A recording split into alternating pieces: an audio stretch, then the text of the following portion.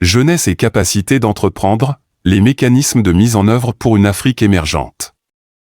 C'est le sujet au centre de la Conférence internationale de la jeunesse africaine. La session qui s'est ouverte hier se fixe comme objectif de réfléchir sur la problématique de la participation des jeunes au développement de leur pays. La cérémonie d'ouverture était placée sous la présidence du ministre malien en charge de la jeunesse, qui avait à ses côtés son homologue du Burkina Faso. Les jeunes du Mali et leurs camarades du Burkina Faso, du Niger, du Sénégal, de la Guinée et du Tchad se retrouvent pour réfléchir sur les potentialités à exploiter pour faire émerger le continent.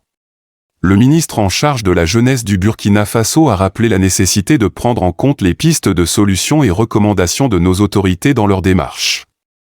Ce cadre d'échange vous permettra de dégager, de réfléchir et de dégager les potentialités de la jeunesse africaine pour l'émergence de l'Afrique. Je vais vous reprendre ici le message panafricaniste de son Excellence, le président du Faso, le capitaine Ibrahim Traoré. Ce jour-là, il nous a dit que pour que vous soyez le fer de lance du développement de l'Afrique, de l'émergence de l'Afrique, il fallait combattre 3 choses. La première, c'était la lâcheté. Il faut vous débarrasser de la lâcheté. La deuxième, c'était la traîtrise. Et enfin, l'incompétence. Le ministre malien a réaffirmé le soutien de toutes les autorités du Mali.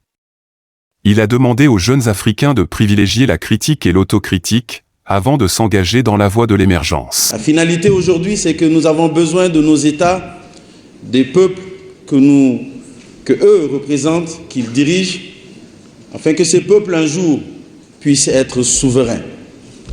Parce que cette souveraineté n'est pas seulement au niveau du territoire. La souveraineté est également psychologique. Les décisions qui ont été prises et les réformes qui sont prises aujourd'hui, qui ont été mises en place, qui sont conduites par nos plus hautes autorités, que ce soit au Mali et dans les différents pays, obligatoirement doivent être supportées, appuyées, accompagnées par la jeunesse. La Conférence internationale des jeunes Africains regroupe une centaine de jeunes Africains qui réfléchissent pendant 2 jours sur 4 thématiques. Au nombre des pistes à exploiter, le pouvoir des jeunes dans la gestion des affaires publiques, l'émancipation des jeunes et leur inclusion sociale ou encore le rôle des jeunes dans la consolidation de la paix et le développement.